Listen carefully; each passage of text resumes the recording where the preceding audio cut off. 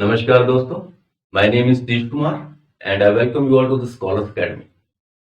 So before we move ahead and try to comprehend the topic to be discussed, that is time and tense, let's have a brief talk over the perspective regarding the importance of learning English, specifically regarding the importance of learning tenses.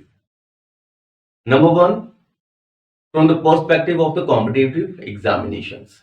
जो बच्चे competition की तैयारी कर रहे हैं उनमें उनको मालूम है कि इंग्लिश बेस्ड या टेंस बेस्ड क्वेश्चंस आते हैं, तो वो हम सब इसमें कवर करने की कोशिश करेंगे. And the second perspective is जो बच्चे स्पोकन के लिए तैयारी कर रहे हैं, जो किसी इंटरव्यू में को फेस करना चाहते हैं या जनरल इंग्लिश सीखने के लिए वो अपनी तैयारी कर रहे हैं, and they are not able to find out the one single source for all these kind of perspectives to be covered. तो हमने इसमें सब कुछ करने की कोशिश की है. हम इस पूरी टेंस की सीरीज में सब कुछ बहुत डिटेल में पढ़ेंगे, आराम से पढ़ेंगे, कोई जल्दबाजी नहीं है.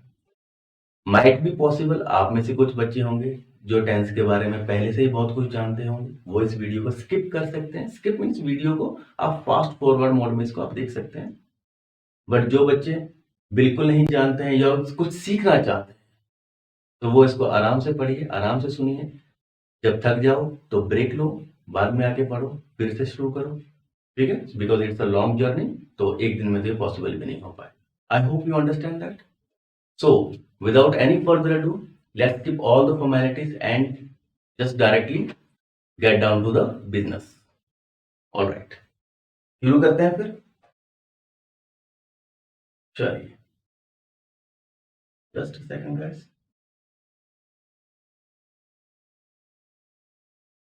ओके, सो हमारा टॉपिक है that is time and tense. जैसा कि आप स्ट्रक्चर में देख पा रहे हो, घड़ी चल रही है भाई. ठीक है, तो इस घड़ी की कोई वैल्यू है अगर इस घड़ी में कोई टाइम नहीं दिया हुआ है. ठीक है, सो सिर्फ स्ट्रक्चर बना देने से उसकी वैल्यू नहीं हो जाती, उसमें उसके टाइम बताना हमें पड़ेगा. इस घड़ी में भी जैसे अगर इसमें नंबर नहीं है तो हम टाइम समझ नहीं पाएंगे. सिमिलरली टेंस के अंदर में अगर टाइम के कंसेप्ट को नहीं समझा तो आप टेंस कभी नहीं समझ पाओगे. बिकॉज हम पुराने ऑर्थोडॉक्स या वर्नैकुलर लैंग्वेज में नहीं पढ़ने वाले हैं कि सर लास्ट में ता है, ती है, समथिंग लगा हुआ हो तो उससे ये टेंस बन जाता है. वो एक सर्टन एक्सटेंट तक ही आपकी हेल्प करेंगे, हमेशा वो आपकी हेल्प नहीं करेंगे, those formula which you just studied in the school time. ठीक है, तो हम दूसरे तरीके से पढ़ेंगे जिसमें कंप्लीट इंग्लिश रहेगी और हम खास तौर पर टाइम पर फोकस रखेंगे. बिकॉज जो हमारा टॉपिक है उसका नाम ही है टाइम एंड टेंस. ठीक है, तो इसका पूरा नाम एक्चुअल में ही टाइम एंड टेंस ही हो. ओके, तो इसको हम शुरू करते हैं. चलिए, बड़े आराम से पढ़ेंगे, कोई जल्दबाजी नहीं है. डिटेल में हर एक माइक्रो लेवल पर हम इसको जाकर समझेंगे, जो भी पर्सपेक्टिव आएगा उसको समझते चलेंगे. चलिए, सबसे पहले तो टाइम और टेंस की जब हम बात करते हैं, आपने किताबों में पढ़ा है कि सर टेंस का मतलब क्या होता है. तो आप बोलोगे सर टेंस का मतलब तो काल होता है. बट माय फ्रेंड्स, टेंस का मतलब काल नहीं होता है. टेंस का इंग्लिश से हिंदी में ट्रांसलेशन काल होता है. ठीक है, अगर मैं आपसे बात करूंगी what is the definition of tense, बोले सर वो चीज जो एक्शन के टाइम के बारे में बताती है. But this is the half definition. What is the full definition? Tense is a set of rules. Tense is a set of rules. ध्यान दीजिएगा, it's a set of rules means इसमें बहुत सारे रूल्स हैं which tell us about the time and state of an action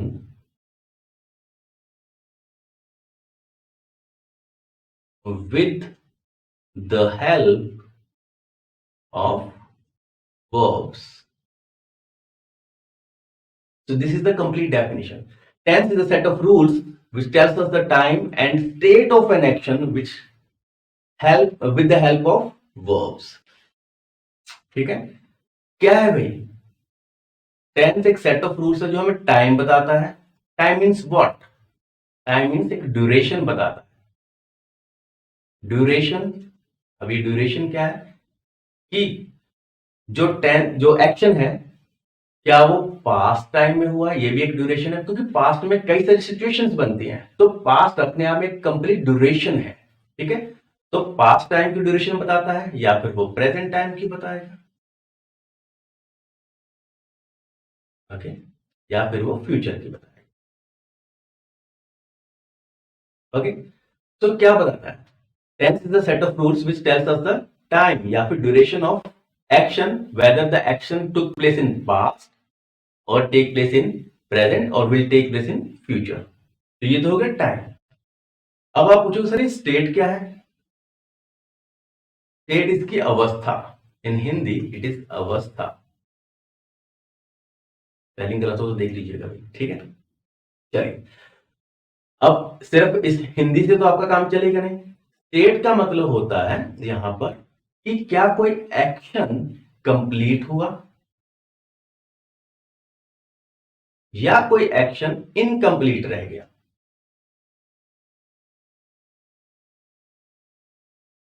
ठीक है, tense एक तो टाइम के बारे में बताता है, that is duration past present और फ्यूचर की। और पास्ट प्रेजेंट और फ्यूचर में भी वो जो एक्शन है, क्या वो एक्शन कंप्लीट हो गया था, हुआ या नहीं हुआ। ठीक है, क्या वो एक्शन कंप्लीट हुआ या वो एक्शन इनकम्प्लीट रहा, तो वो काम भी कौन करता है बताने का? वो काम भी टेंस ही करता है। तो टेंस सिर्फ एक चीज नहीं बताता है कि टाइम के बारे में बताएगा। Tense tells you each and everything, means micro level पर आपको टाइम की नॉलेज देगा about an action with the help of form of verbs. I hope you understand that. Example से समझने की कोशिश करते हैं। Okay, let's take an example. Ram plays cricket. ठीक है जी, this is general statement, Ram plays a cricket. तो what is an action in this? आप बोलो सर प्ले तो एक्शन हो गया। Yes, play is an action, no doubt about that. Okay,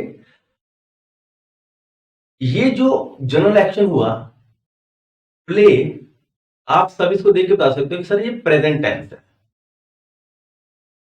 ठीक है जी, प्रेजेंट टेंस है, इसमें कोई शक नहीं है। तो ये टाइम बता रहा है, ये कौन सा जो वर्ब है ये बता रहा है कि ये प्रेजेंट टेंस है। अगर मैं इसकी जगह पर लिख देता प्लेड, मींस ये जो V1 थी इसको हमने V2 में चेंज किया, तो आप बताते हैं सर ये बता रहा है टाइम पास्ट का। अगर मैं यहां पर लिख देता विल प्ले, तो आप बोलते सर ये फ्यूचर के बारे में बता रहा है। Yes, there is no doubt about that. But अभी आते हैं, अगर मैं बोलूं राम इज प्लेइंग क्रिकेट, समझे, राम इज प्लेइंग क्रिकेट, तो यहां पर देखिए ये तो जनरल एक्शन था, प्लेज क्रिकेट, वो खेलता है। वहां पर वो बता रहा है कि राम क्रिकेट खेल रहा है, मींस एक्शन अभी भी कंटिन्यू है, मींस इनकम्प्लीट है। समझे मेरी बात को? एक्शन जो है वो अभी भी क्या है, वो इनकम्प्लीट है। तो किसकी हेल्प से बता रहा है? With the help of is. Is as an nothing but a helping verb.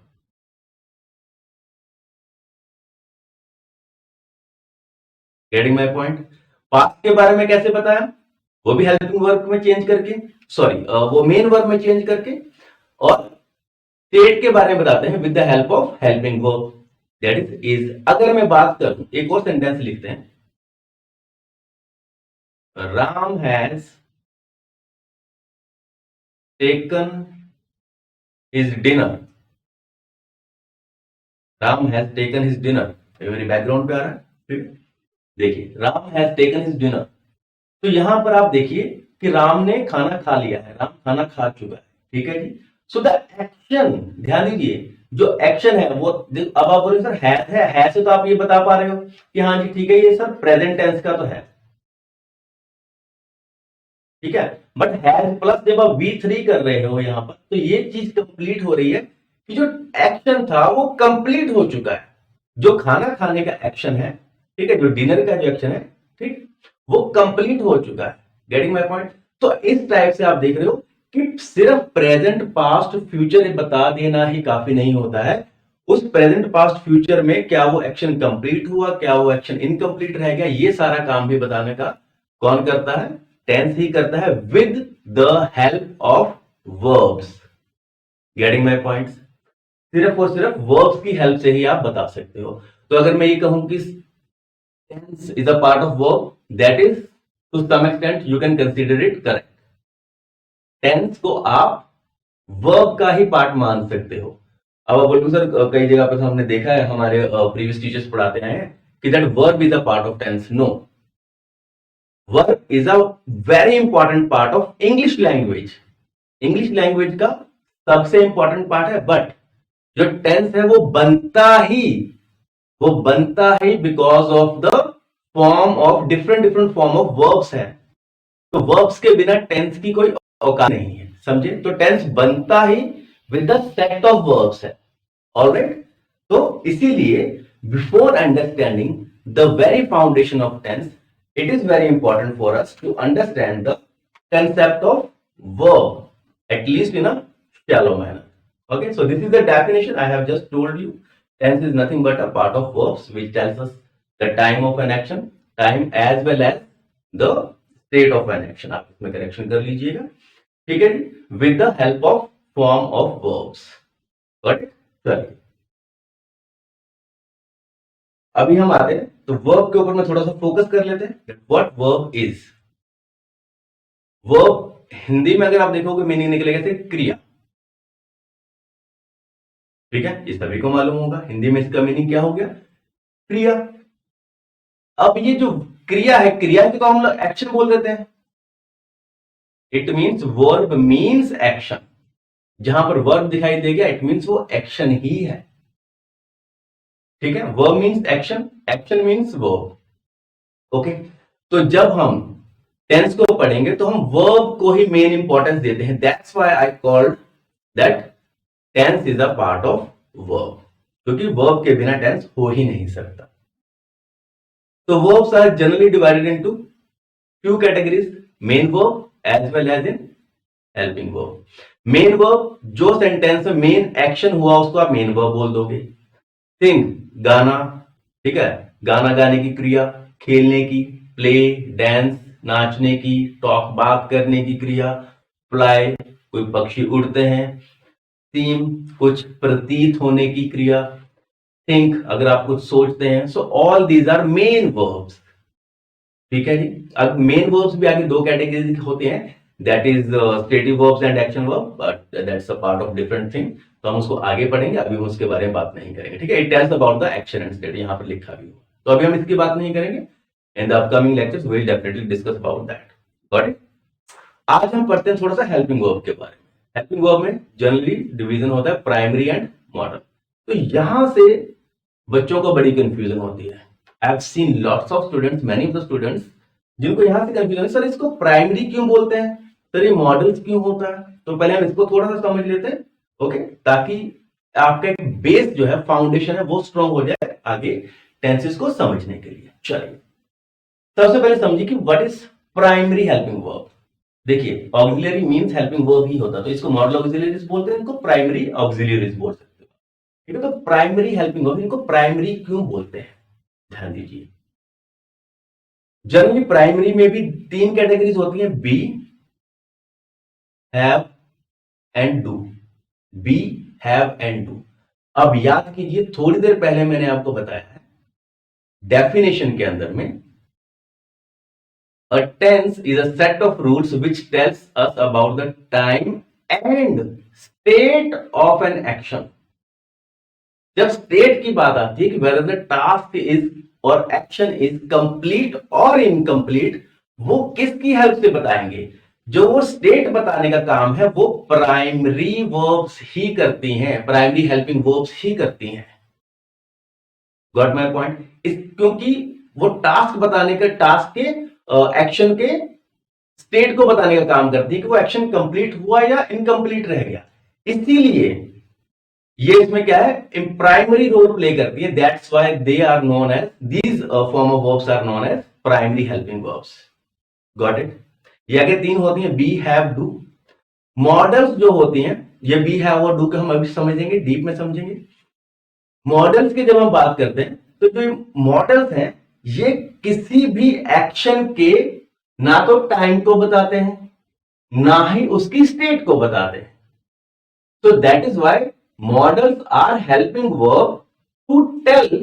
Models are helping verb to tell abilities and possibilities.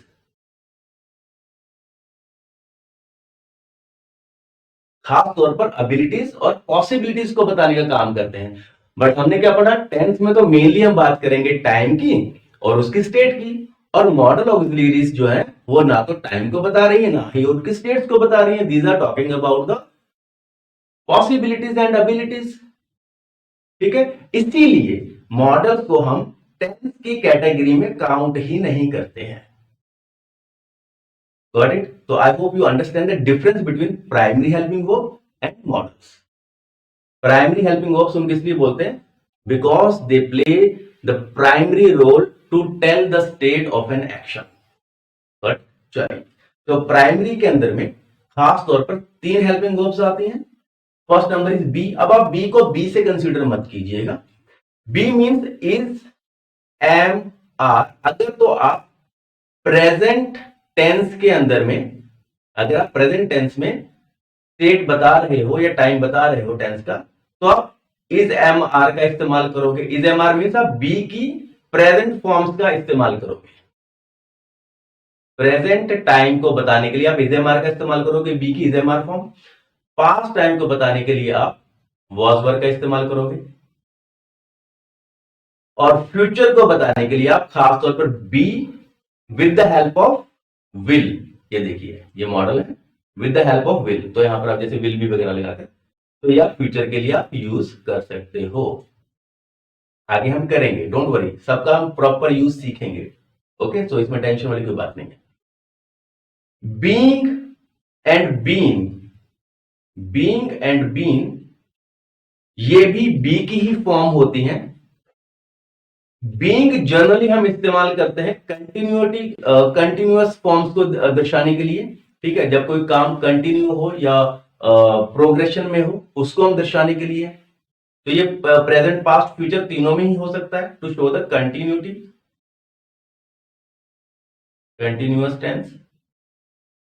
और बीन का इस्तेमाल हम करते हैं किसी टास्क के कंप्लीट हो जाने के लिए। लाइक इसको हम इस्तेमाल करते हैं परफेक्ट में, जब कोई टास्क कंप्लीट होगा। हम बताएंगे आगे परफेक्ट में कंप्लीशन, इनकम्प्लीशन क्या होता है। तो बेसिकली बी के 8 स्टेट ऑफ बीइंग्स होते हैं। These are called 8 state of beings as a part of be. Be के 8 स्टेट ऑफ बीइंग्स होते हैं। Is, am, are to tell the present time, was, were to tell the past time, be with the help of will to tell the future time, being to use to tell the continuous time, and been is used to tell the perfect time. Got it? इसके अलावा have के 3 forms होती हैं, has, have, had। सिर्फ इतना ही याद रखिए, अभी बहुत डिटेल में जाने की जरूरत नहीं है। डू की 3 फॉर्म होती हैं, डू, डज, डिड।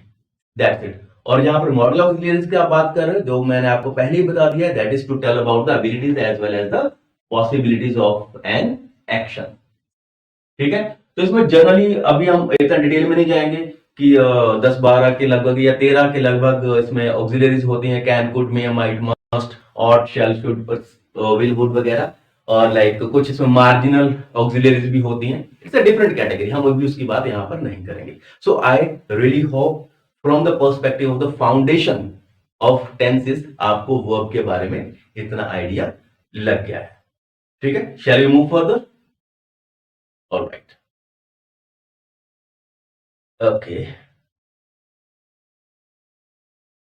तो अभी हमने ऊपर में क्या पढ़ा कि बी की, जब हम कुछ फॉर्म्स की बात कर रहे हैं उनको हमने प्राइमरी बोला है, तो उसमें एक आपके सामने आया था आईएनजी फॉर्म वाला। ठीक है, जिसको आप बीइंग बोल देते हो। ठीक है, तो ये जो आईएनजी फॉर्म है, ये उसके अंदर जो आईएनजी फॉर्म है, तो जहां पर भी आपको आईएनजी फॉर्म नजर आएगी तो उसको दो कैटेगरीज में डिवाइड करते हैं. First one is continuous to tell the continuity,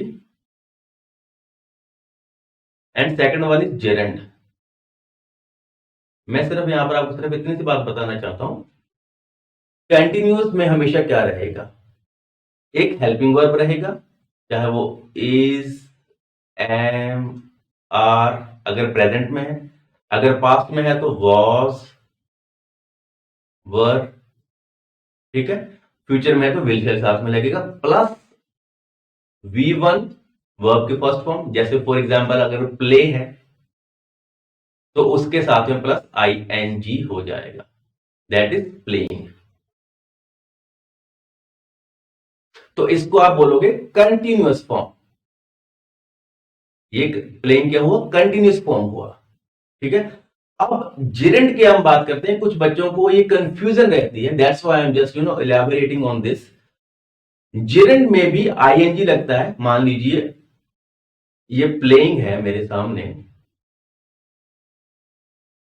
but ये कंटिन्यूस वाला भी हो सकता है और साथ ही साथ ये जिरेंड जिरेंड भी हो सकता है. अब जिरेंड में क्या होता है, रहेगी वर्ब की फॉर्म सेम ही, बट उसका मीनिंग चेंज हो जाएगा. वो वर्ब ना होकर वो नाउन बन जाएगी.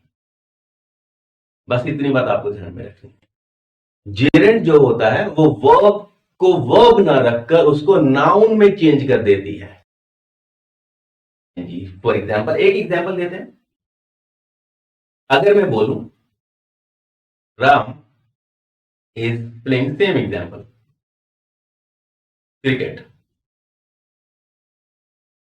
तो यहां पर देखिए is am are plus playing, तो ये क्या हुआ, आपकी कंटिन्यूस वाली आइडेंटिटी फॉर्म. ये कंटिन्यूस टेंस को बता रही है. अगर मैं बोलूं playing is a good habit, तो यहां पर देखिए जो प्लेइंग है वो स्टार्टिंग पर आ रहा है, उससे पहले इजेमआर नहीं आ रहा है. ठीक है. यहां पर देखिए पहले था. ओके. तो ये इजेमआर बाद में है, इसको छोड़ दीजिए. जो अगर स्टार्टिंग में प्लेइंग आ गया तो ये कंटिन्यूस ना होकर ये एज ए जेरेंड काम कर रहा है, और अगर जेरेंड है तो ये वर्ब ना होकर नाउन बन जाएगा. It is working as a noun. I hope you understand the difference between continuous and gerund form. सिर्फ इतनी ही बेसिक बात करेंगे, अभी आगे बढ़ते हैं क्योंकि बहुत लंबा सफर है और ये सारी चीजें आपको आगे भी देखने को मिलेंगी. बेस बनना जरूरी है. इसके बाद में आपको कहीं पर भी कोई दिक्कत नहीं आएगी अगर आप कंसेप्चुअली इन चीजों को समझ पाओगे. ठीक है जी. चलिए, थोड़ा पेशेंस आपको रखना पड़ेगा. This is the same thing. You can take the screenshot if you want for the reference. Difference between primary helping verb and auxiliaries. वही जो मैंने आपको बताया कि प्राइमरी हेल्पिंग वर्ब जो है वो स्टेट्स को बताने का काम करती हैं, लिंकिंग का भी काम कर लेती हैं, और साथ ही साथ वो कभी कभी मेन वर्ब का भी काम करती हैं. तो that's why those are known as primary and modals. I have just explained in the previous slide. Okay. If you want to take the screenshot, you most welcome. चलिए. ठीक है.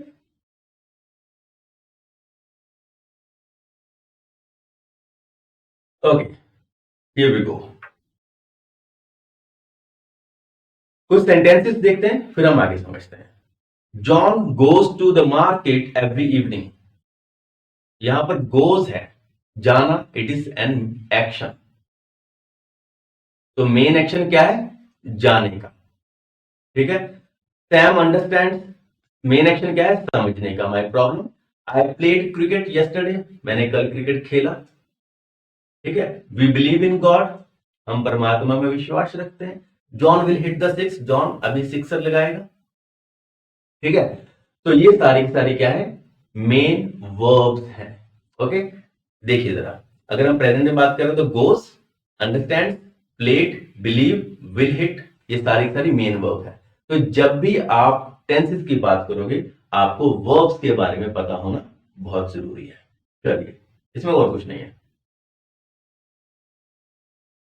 ओके.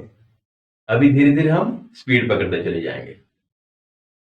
तो अभी हमने क्या देखा, ड्यूरेशन बताने के लिए पास्ट टाइम में बताते हैं या तो हम, या प्रेजेंट टाइम में, या फिर फ्यूचर टाइम। ठीक है, to tell the time of an action verb's natural form is changed further into few new forms accordingly। ध्यान दीजिए, जनरली हम लोगों ने क्या पढ़ा है कि वर्ब की 3 फॉर्म्स होती हैं। ठीक है, V1 V2 V3। ओके, तो V1 V2 V3। V3 को आप पास्ट पार्टिसिपल भी बोलते हो। ये पार्टिसिपल क्या होता है मैं अभी आपको बताऊंगा एक सेकंड में। और V4 जब आईएनजी लग जाता है दैट इज प्रेजेंट पार्टिसिपल। यहां पर ध्यान दीजिएगा, ये जो प्रेजेंट पार्टिसिपल है, ध्यान दीजिएगा, बी वेरी केयरफुल, इसको आप जेरंड नहीं बोल सकते हो। You can not call it gerund. ठीक है, मैंने आपको बताया जब जेरंड होता है तो उसका मीनिंग चेंज हो जाता है। This is past sorry present participle, it means it is representing the continuous form. ठीक है, इसके अलावा एक V5 भी होता है, अपने अपने तरीके हैं पढ़ने के पढ़ाने के। ठीक है, तो एक V5 भी होता है, हम V5 का जिक्र यहां पर अभी नहीं करेंगे, कभी फिर इसको हम देखेंगे। ठीक है, तो जब भी हमें टेंस पढ़ने हैं, अगर हम प्रेजेंट की बात करेंगे तो हम V1 का इस्तेमाल करेंगे खास तौर पर। ठीक है, ऐसी बात नहीं, ये पास्ट में भी यूज होता है, मीन्स अकॉर्डिंग टू टेंस। ठीक है, हम अपनी जो फॉर्म ऑफ वर्ब है उसमें चेंजेस करते हैं। इन्होंने बोला है नेचुरल फॉर्म ऑफ वर्ब्स। ठीक है, तो जो V1 होती है, V1 is known as natural form of verb, natural verb, और इसके अलावा इसको आप बेस फॉर्म भी बोलते हो।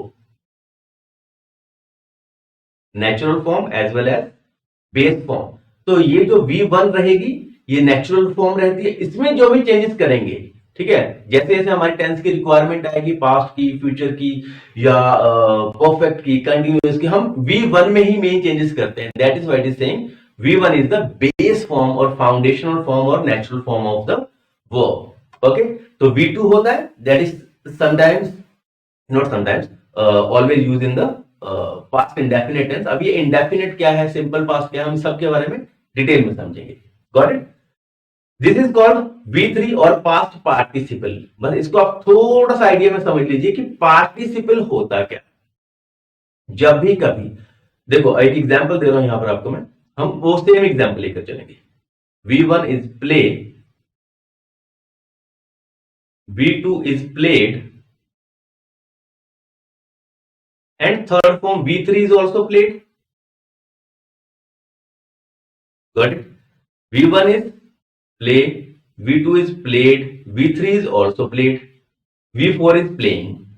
ठीक है, वो मैंने बता दिया आपको, प्रेजेंट पार्टिसिपल कैटेगरी में आता है।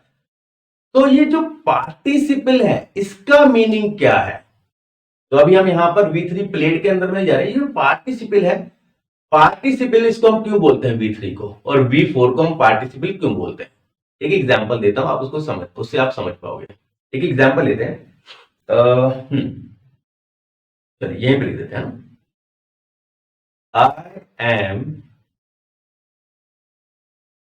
आई एम एग्जॉस्टेड, मैं बहुत थका हुआ हूं। आई एम एग्जॉस्टेड टुडे, मैं आज बहुत थका हुआ हूं। ठीक है, ध्यान दीजिएगा, बी वेरी केयरफुल। अभी जो एग्जॉस्ट है, एक्चुअल में तो ये जो एग्जॉस्ट है ये वर्ब होता है। ठीक है, एक्चुअल में ये क्या होता है, वर्ब होता है, बट यहां पर ये जो काम कर रहा है ये एज एन एडजेक्टिव काम कर रहा है। यहां पर ये वर्ब का इस्तेमाल ना कर के रूप में काम ना करके ये एडजेक्टिव के रूप में काम कर रहा है। और ये जो पार्टिसिपल का, प्रेजेंट पार्टिसिपल का काम था, मैंने आपको पहले बताया, जिरेंड में भी चेंज हो जाता है ये। ठीक है, आईएनजी वाली फॉर्म जिरेंड में बन जाती है, और ये जो प्लेड वाली जो लास्ट की ईडी वाली फॉर्म है, ठीक है, जो थर्ड फॉर्म है, वो एडजेक्टिव में ही बदल जाती है। कहने का मतलब वर्ब जब अपनी, वो वाला वर्ब जो अपना मीनिंग चेंज कर ले, जो वर्ब होते हुए कभी नाउन बन जाए, जो वर्ब होते हुए कभी कभी एडजेक्टिव बन जाए, उन वर्ब्स को हम स्पेसिफिकली पार्टिसिपल्स का नाम देते हैं। उन फॉर्म ऑफ वर्ब्स को हम क्या नाम देते हैं, पार्टिसिपल्स बोलते हैं। आई होप यू अंडरस्टैंड कि पार्टिसिपल क्या होता है। ठीक है, पार्टिसिपल मीन्स वो form of verbs those change their meaning according to the situation. है तो वो, बट वो काम करेंगे नाउन का, वो काम करेंगे एडजेक्टिव का। ठीक है, तो उन फॉर्म ऑफ वर्ब्स को हम क्या बोलते हैं, participles. That's why V3 is known as past participle and V4 is known as present participle, क्योंकि ये दोनों ही अकॉर्डिंग टू सिचुएशन अपना मीनिंग चेंज कर लेती है। ठीक है, I hope you understand this. तो अभी हम बेस अपना बहुत डिटेल में बनाते चलते रहे जा रहे हैं, तो अभी हम थोड़ा सा फास्ट हो जाए, ठीक है, because I think we have developed a good amount of foundational system of ours. Okay, form of verbs की जब हम बात करेंगे तो मैंने बताया आपको V1, V2, V3 और V4 that is present participle.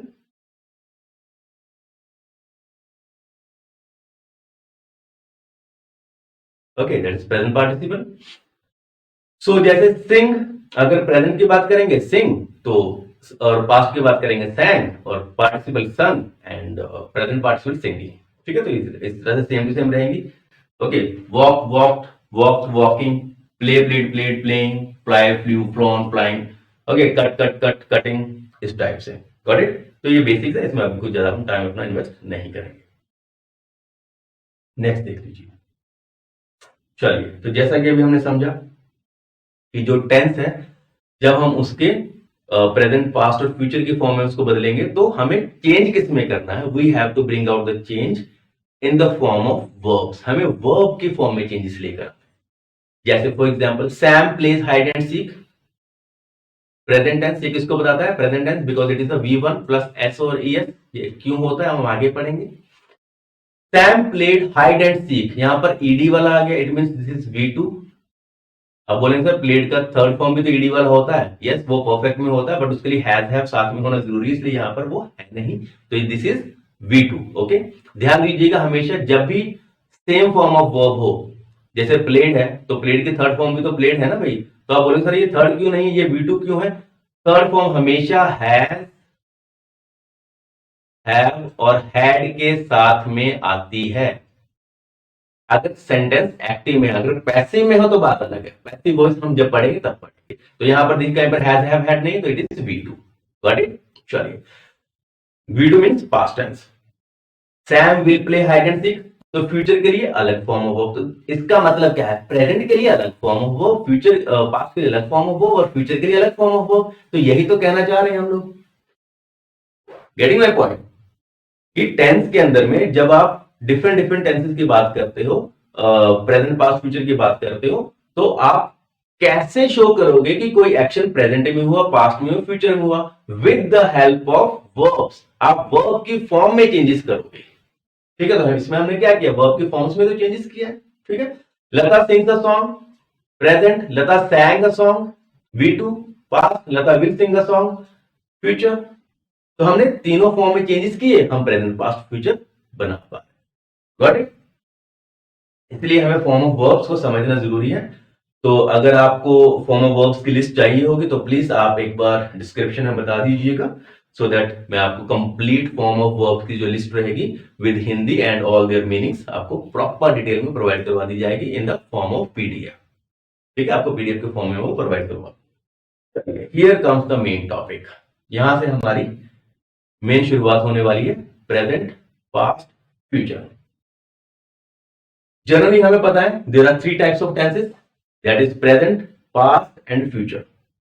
Okay, but ये जो प्रेजेंट है और पास्ट है, फ्यूचर है, ये आगे फर्दर 4 कैटेगरीज में डिवाइड होते हैं, like present indefinite, past indefinite, future indefinite, present continuous, past continuous, future continuous, and present perfect, past perfect, future perfect, present perfect continuous, past perfect continuous, and future perfect continuous, and equally they becomes 3 into 4 is equal to 12 tenses.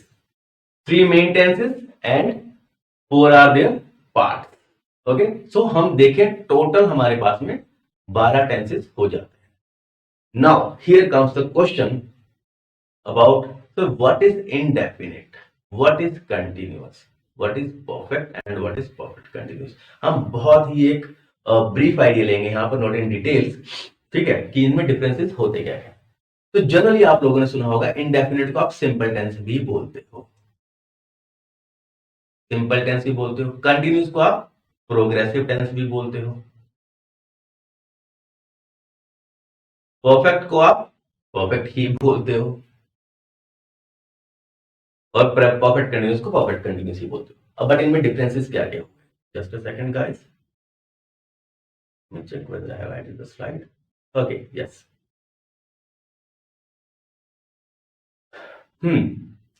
So indefinite की जब हम बात करते हैं या simple की हम बात करते हैं, ठीक, इसमें बड़ी सारी कंफ्यूजन है। There are lot of confusion. Okay, कि सर इसको इंडेफिनिट बोला जाए कि सिंपल टेंस बोला जाए। कई बार आप बुक्स में पढ़ोगे, आपको एग्जांपल्स या डेफिनेशन के तौर पे मिलेंगी। इनडेफिनिट उनको बोला जाता है जिस टेंस के अंदर में आपको टाइम के बारे में ना पता हो। जिस टेंस के अंदर में, okay just second, next slide पे लेके चलता हूं आपको। चलिए,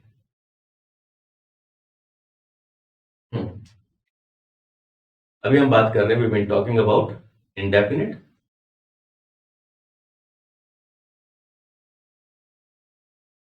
ठीक है, इंडेफिनिट को मैंने बोला आपको सिंपल टेंस भी बोल देते हैं।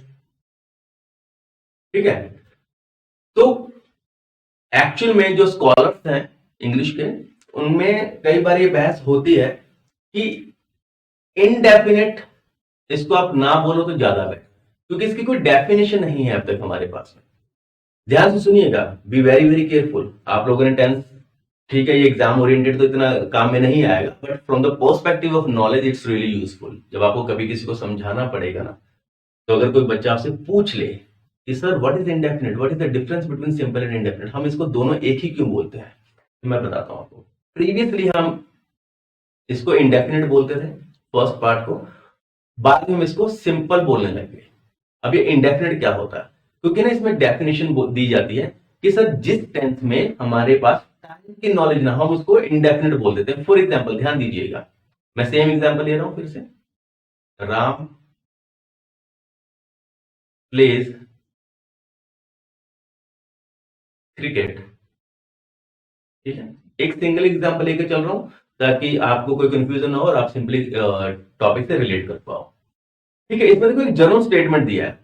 अब इसमें टाइम के बारे में कुछ नहीं पता आपको, टाइम सिर्फ पता कि प्रेजेंट क्या है, उसके इसके अलावा कुछ भी नहीं पता इसको आपको। ठीक है, तो टाइम इज एक तरह से मान लीजिए अननोन, स्टेट के बारे में कुछ नहीं पता आपको, तो इसलिए इसको बोलते हैं कि ये इंडेफिनिट हुआ, because nothing is defined about this particular action. ठीक है, तो ये प्रेजेंट में हुआ। अब ध्यान दीजिए, हम पास्ट में भी क्या करते हैं, हम पास्ट में भी इंडेफिनिट बोलते हैं, पास्ट इंडेफिनिट। अगर मैं बोलूं राम प्लेड क्रिकेट यस्टरडे, तो अब ध्यान दीजिएगा, राम प्लेड क्रिकेट यस्टरडे, तो कल राम ने क्रिकेट खेला, तो ये टाइम की बात तो यहां पर हो रही है फर्स्ट थिंग। इसमें तो हम बोल सकते हैं कि सर टास्क कंप्लीट है इनकम्प्लीट है नहीं मालूम है, बट इसमें तो पता है ना कि टास्क कंप्लीट हो गया। पास्ट इंडेफिनिट टेंस हमेशा याद ही इसी चीज के लिए किया जाता है कि इसमें टास्क एक्शन हमेशा कंप्लीट माना जाता है। तो पास्ट टेंस तो क्या कर रहा है, टाइम के बारे में भी बता रहा है और ये हमेशा ये बताता है कि टास्क कंप्लीट हो गया, तो इसको तो फिर आप इंडेफिनिट नहीं बोल सकते हो। गेटिंग माय पॉइंट, इसको तो आप इंडेफिनिट बोल ही नहीं सकते हो फिर। इसीलिए कई स्कॉलर्स में ये कॉन्ट्राडिक्शन रहता है उनके व्यूज में, आइडियोलॉजीज में, कि ये जो प्रेजेंट वाला है इसको आप प्रेजेंट इंडेफिनिट बोल दीजिए चलेगा, बट ये जो है पास्ट वाला, इसको आप पास्ट इंडेफिनिट ना बोल के पास्ट डेफिनिट बोलिए। और कई जगह पे इसका इस्तेमाल किया भी जाता है, फॉरेन स्कूल्स में इस तरह से पढ़ाया भी जाता है इसको। Okay, getting my point, I hope you understand that. Ram plays cricket, okay, ये प्रेजेंट इंडेफिनिट वाला हो गया। Ram played cricket yesterday, past definite होना चाहिए, इंडेफिनिट नहीं होना चाहिए। तो अभी यहां पर क्योंकि कॉन्ट्राडिक्शन है, that's why what scholar started doing is they just started calling it simple tense, simple present.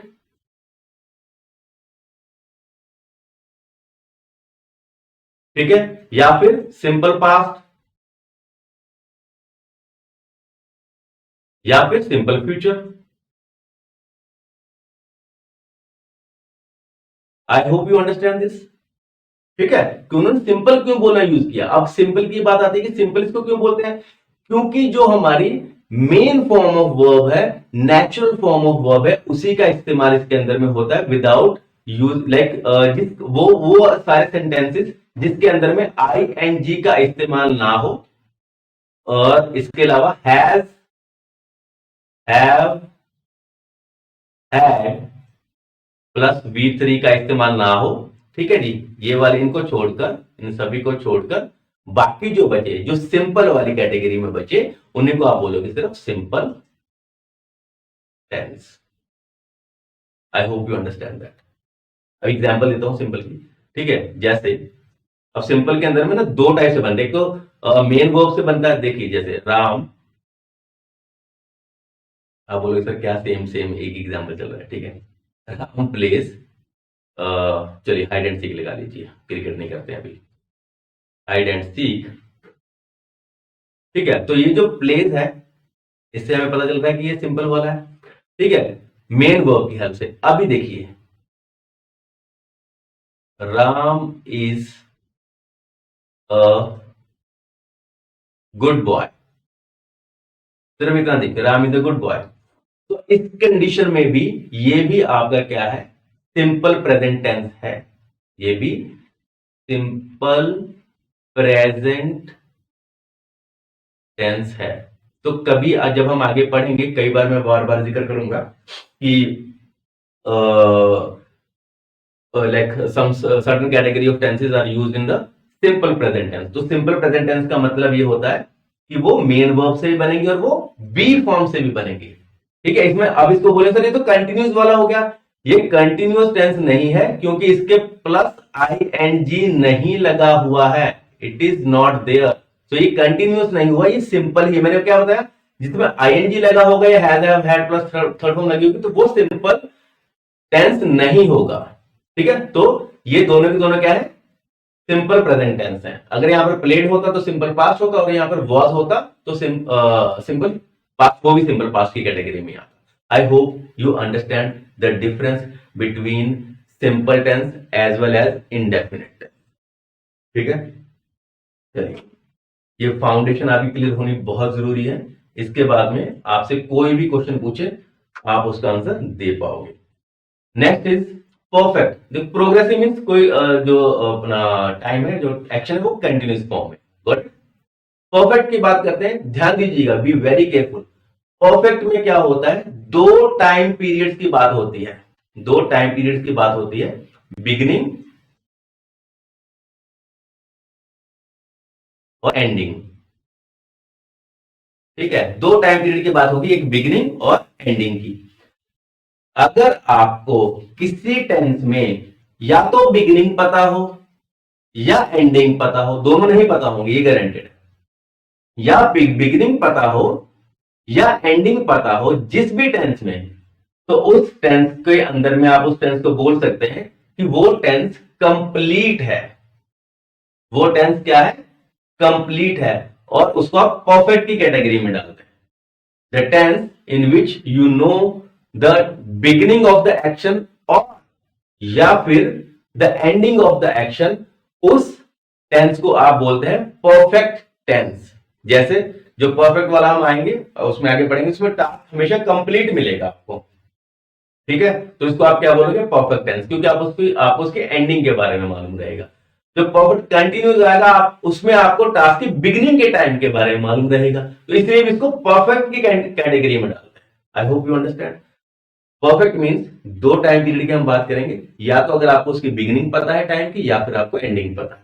अगर एंडिंग पता है तो भी वो परफेक्ट की कैटेगरी में है, या फिर अगर आपको उसकी बिगिनिंग पता है तो भी वो परफेक्ट की कैटेगरी के अंदर में आता है। सिर्फ ये कैटेगरी बता रहा हूं, कंप्लीट इनकम्प्लीट की बात हम यहां पर अभी नहीं कर रहे हैं। ठीक है, I hope now you are able to like distinguish the difference between indefinite continuous perfect and perfect continuous. Now we'll move further. Okay, चलो चलो भाई, all right. So this is the structure for present indefinite tense. यहां से अब हम आगे अपनी main journey शुरू करते हैं। प्रेजेंट इंडेफिनिट टेंस की जो स्ट्रक्चर है, उस स्ट्रक्चर को आप यहां पर देख लीजिए भाई। If you want to take a screenshot, you may have. It's your wish. ठीक है, यहां से हम अपनी टेंस की मेन जर्नी को अभी शुरू करने वाले हैं. Let me just check out the time. Okay, got it. चलिए, सो प्रेजेंट इंडेफिनिट टेंस मैं आपको बता चुका हूं पहले कि इंडेफिनिट क्या होता है और सिंपल क्या होता है. I have already explain to you. ये आगे 4 कैटेगरी में डिवाइड हो रहा है. अफर्मेटिव या फिर पॉजिटिव टेंस, जिसके अंदर में नेगेटिव नॉट का इस्तेमाल नहीं होता और इंटेरोगेटिव का इस्तेमाल नहीं होता, उसको आप पॉजिटिव या अफर्मेटिव टेंस बोल देते हो. ठीक है, इसका स्ट्रक्चर क्या रहेगा? Subject plus main verb plus verb first form या V1 प्लस S और ES और ऑब्जेक्ट. आई थिंक ये आपने पहले से पढ़ा हुआ है. ऑब्जेक्ट को आप रेस्ट ऑफ द सेंटेंस बोल सकते हो. नोट ये है कि सिंपल जो प्रेजेंट टेंस रहेगा उसकी जो सिंगुलर फॉर्म ऑफ वर्ब रहेगी, सब्जेक्ट रहेगा, तो उसके बाद में आप एस या ES लगाओगे V1 के साथ में, वरना आप नहीं लगाओगे. That's it. और negative, interrogative and interrogative with WH families, all this procedure. चलिए अभी देखते हैं इसके अंदर में. Children go to school together. Children is a plural. It is a plural subject. ठीक है, और उसके अकॉर्डिंगली हमने S और ES नहीं लगाना. हमने बैकग्राउंड में क्या पढ़ा था?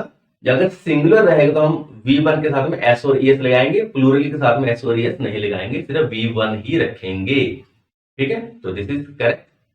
We usually play. We plural, play, it is also, हमें SES इसके अंदर में नहीं लगाना. ठीक है, correct. She cooks, she is singular. Okay, तो इसके बारे में अभी हम बात नहीं करेंगे. First person, second person, third person बाद में देखेंगे. बट ये सिंगुलर है और उसके बाद में हमें SES लगाना है. John is a singular, place कर रहा है, तो उसके बाद में SES लगा गया. मेन चीज इज कि हम S और ES क्यों लगाएं, ये आपके दिमाग में आना चाहिए. वाई टू अप्लाई S और ES with singular subject and why not with plural subject.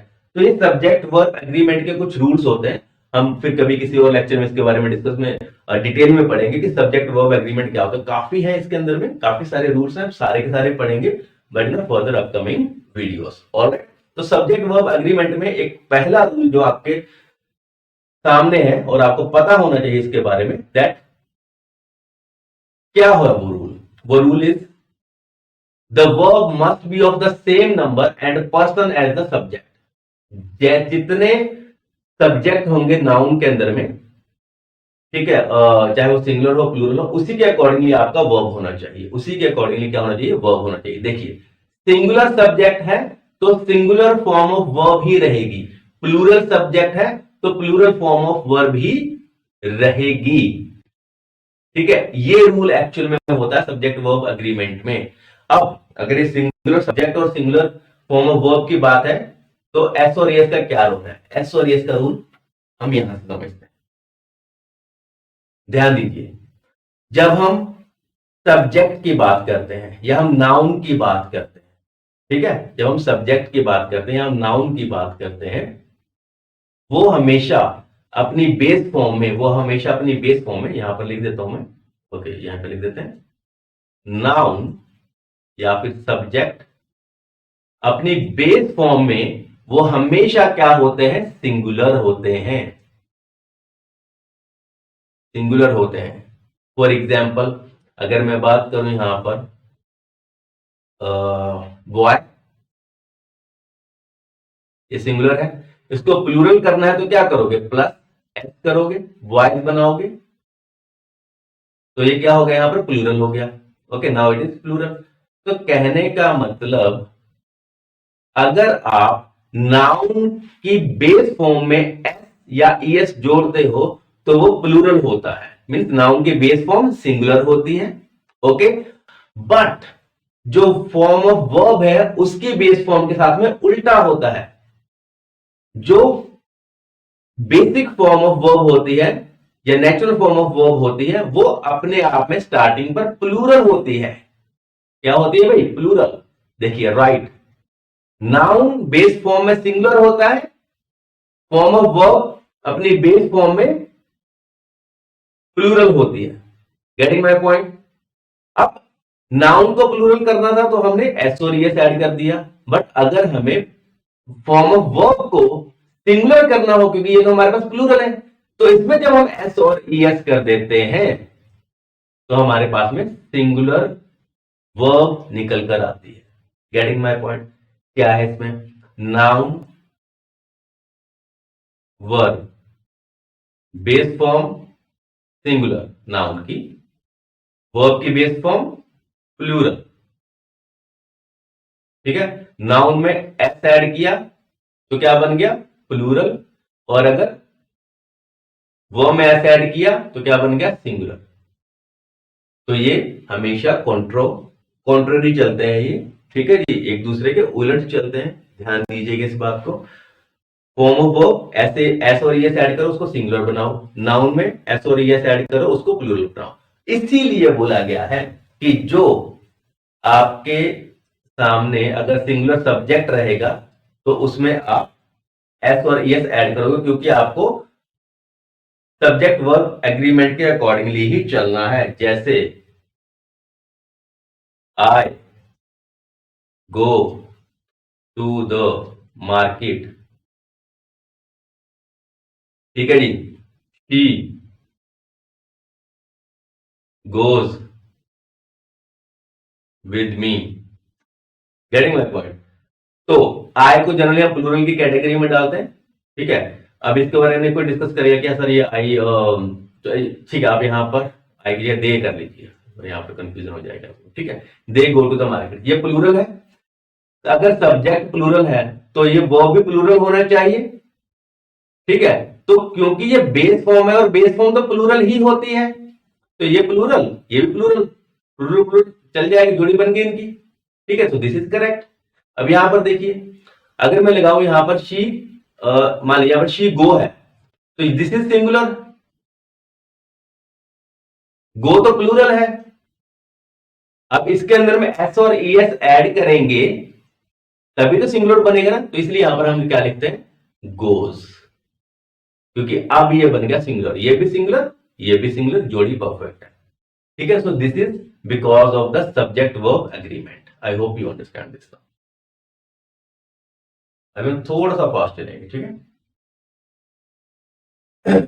Okay, यहां पर एक और थोड़ा सा इसको समझ लेते हैं फिर आगे बढ़ते हैं। Okay, singular subject he, she, it, ये सारे सिंगुलर में आते हैं। ठीक है, आई, वी, यू, दे, इनको हम प्लूरल कैटेगरी में काउंट कर रहे हैं। अब इसमें किसी को ये कंफ्यूजन हो सकती है कि सर जो आई है वो सिंगुलर है या प्लूरल है। तो आई को हमेशा ध्यान दीजिए, फर्स्ट पर्सन सिंगुलर ही कहा जाता है। फर्स्ट पर्सन सिंगुलर, आई को फर्स्ट पर्सन सिंगुलर कहा जाता है, बट हम इसको फिर प्लूरल की कैटेगरी में लिखते हैं। उसका कारण यह है कि इसके साथ में हेल्पिंग वर्ब हमेशा प्लूरल वाली आती है, एक्सेप्ट टू कंडीशंस। जब आई के साथ में वॉज लगाना होगा पास्ट के अंदर में, ठीक है, तो ये सिंगुलर रहेगा, और जब आई के साथ में एम लगाना होगा प्रेजेंट में तो ये सिंगुलर रहेगा। इसके अलावा आई के साथ में वॉज और एम लगेगा, इसके अलावा, ठीक है, ये तो हो गया इनका सिंगुलर फॉर्म। इसके अलावा कहीं पर भी आई के साथ में सिंगुलर हेल्पिंग वर्ब नहीं लगती है, प्लूरल हेल्पिंग वर्ब ही लगती है, इसलिए इसको हम लोग प्लूरल की कैटेगरी में डालते हैं। ठीक है, कभी भी आपने ये नहीं सुना होगा आई हैज, गलत हो जाएगा। आई हैव होता है हमेशा, क्योंकि वो प्लूरल वाला है। ठीक है, आई डू नॉट या आई डज नॉट नहीं सुना होगा आपने कभी भी, कभी सुना आई डज नॉट? ठीक है, हमेशा आप सुनोगे आई डोंट, क्योंकि वो प्लूरल की कैटेगरी में। एक्सेप्ट टू थिंग्स, वॉज और एम, ये दोनों कंडीशन में आई के साथ में सिंगुलर फॉर्म ऑफ वर्ब्स लगती हैं, फिर singular form of helping verbs लगती हैं, और इनके अलावा हमेशा ही प्लूरल लगती हैं, इसलिए हम इसको प्लूरल की कैटेगरी में लिखते हैं। Otherwise it is known as first person singular. I hope you got this confusion clear.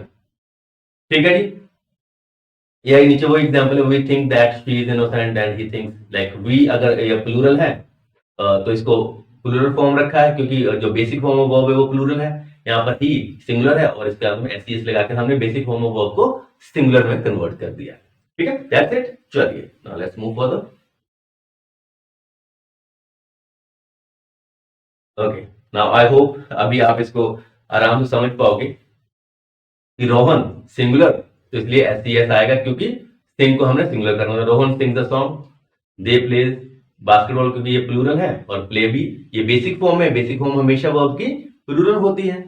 Okay, we plural, go basic form it is plural, everybody, everybody is singular, ध्यान दीजिएगा एवरीबॉडी इज सिंगुलर। तो कई बच्चों को confusion रहता है sir ये everybody ये वगैरह जो है ये सिंगुलर है या प्लूरल है, एवरीबॉडी इज सिंगुलर। ओके, तो इसलिए इसके साथ में जो फॉर्म ऑफ वर्ब है वो भी एस और एस के साथ में लगकर सिंगुलर बन जाएगी। राम्या टीचेस मैथमेटिक्स, ठीक है, तो Ramya is a singular, okay singular subject, तो टीच एक्चुअली में प्लूरल होता है और एस के साथ में इसको सिंगुलर कर दिया गया, तो सिंगुलर प्लस सिंगुलर परफेक्ट जोड़ी। So this is the concept, हमेशा याद रखिएगा इस चीज को। चलिए इसके बेसिस पे एक क्वेश्चन कर लेते हैं, ठीक है, फटाफट से बताइए, just take 30 second till then I have a glass of water.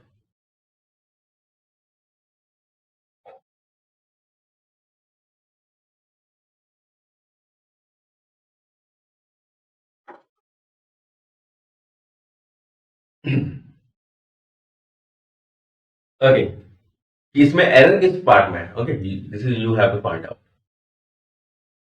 The perception of security. ठीक है, मैं बताता हूं इसको, अगर आप कंपेयर कीजिएगा कि आपने सही किया या गलत किया।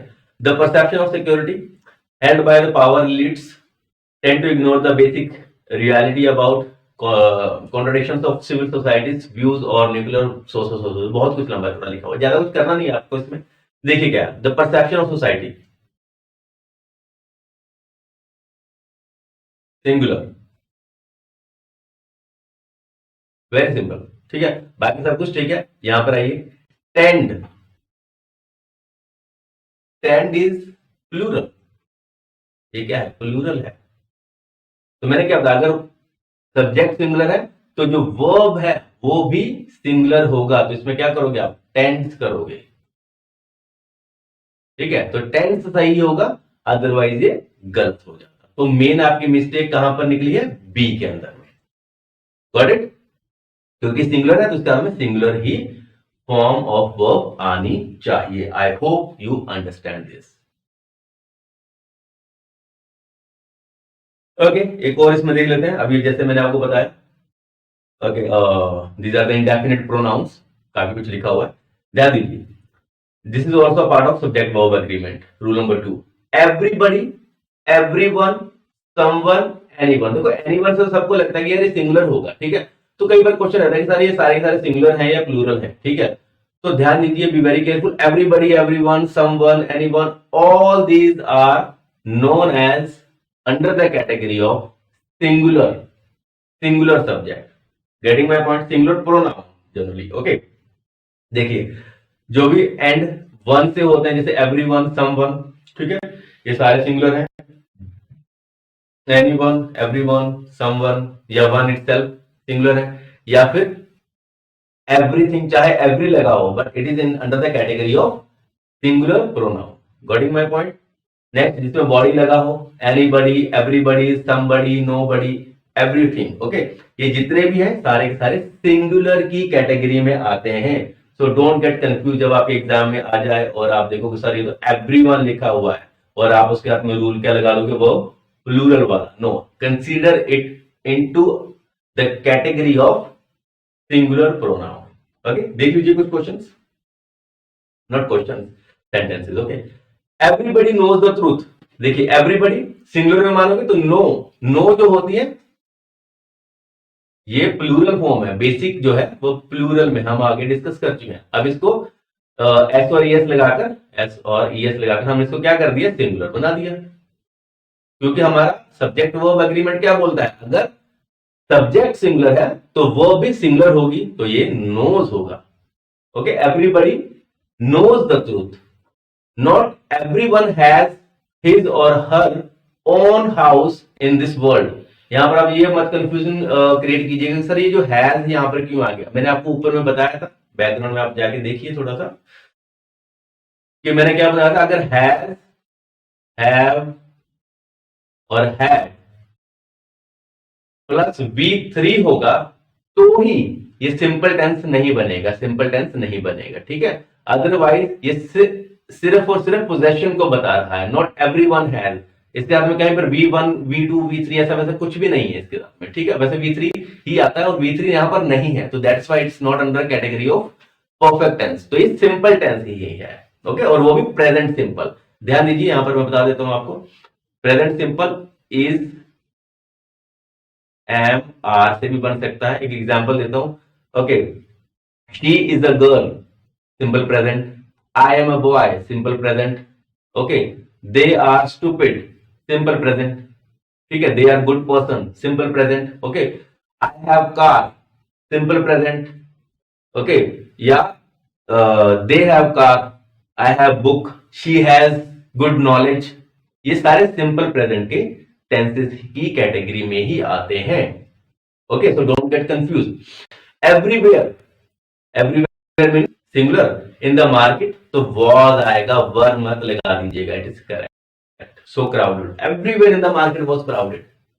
आप एग्जाम में डालेगा एवरीवेयर इन द मार्केट, वर डाल दिया, सो क्राउडेड। आप बोले सर ये तो वर है क्योंकि एवरीवेयर लिखा हुआ है, so don't get confused, okay? So these days everything is available online। अब everything है तो is आएगा उसके साथ में, अगर आप इसको सिंपल प्रेजेंट में बना रहे हो, ठीक है। तो आर नहीं आएगा, एवरीथिंग आर अवेलेबल नहीं लिख सकते, okay. So this is about the second rule of subject verb होती है, ऑलराइट। यहां से आपकी मेन जर्नी शुरू होती है about present indefinite tenses, alright.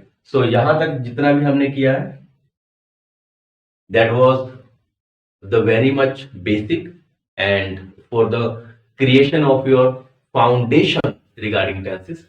तो आपकी आई रियली होप कि आपकी जो फाउंडेशन है इससे बहुत अच्छी बन जाएगी। आपके छोटे छोटे डाउट्स रहते हैं माइक्रो लेवल के, वो सारे आपके क्लियर हो चुके होंगे इसके अंदर में।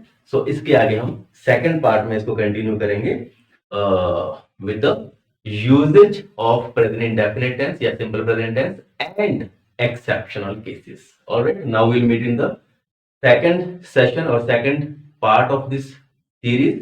Till then, goodbye, good luck, and take care of yourself, and please do take care of your country। All right, bye guys, take care।